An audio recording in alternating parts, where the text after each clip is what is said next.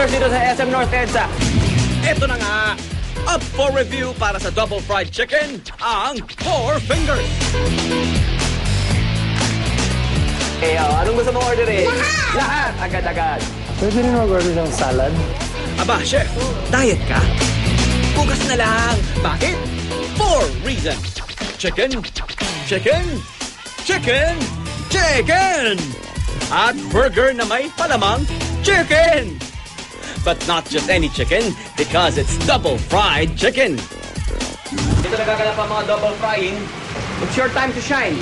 Ito ang mga pinupuntahan natin eh. Itong gusto natin, oh. Maestro Lea, kumusta naman ang iyong obra? Ayun. Evenly coated siya. Ayan yan, oh. Woohoo! Curry mayo sauce, plus garlic soy sauce, plus double fried chicken. Presenting ang unang patiging, chicken burger. Yun. Sarap po. Sarap?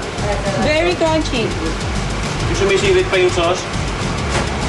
It's interesting because the soy garlic changes into the curry sauce. Nalasa mo bigla yung lasa ng curry sauce.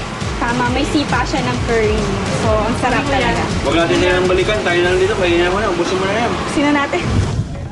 Joke lang. Ako pa. Gugutumin ko ba naman kayo? Pero dahil nasa Four Fingers tayo, may challenge ako. O, challenge ko sa'yo. Paano ka kakain ng Four Fingers? Gamit ng Four Fingers. Sige nga, pakita mo.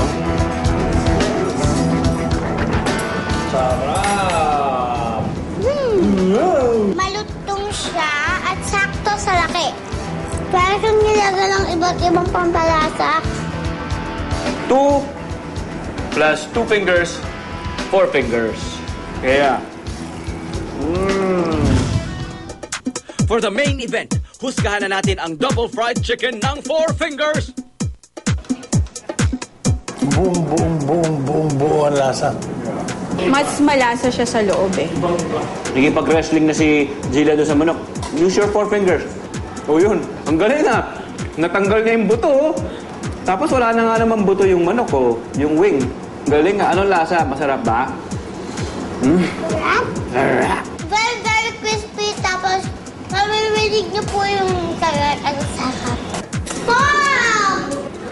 Sarap nga. Malamit-lamit nga. Yung spicy chicken, hindi gano'n ka-spicy. Tama lang ang spicy. Yung tamis alat ay perfect. Pop na pop siya. Ito yung nakain ni Lay. Ito yung nakain ni Jillian, no? Oh. Bundat na ba kayo? Si Jillian, fight pa!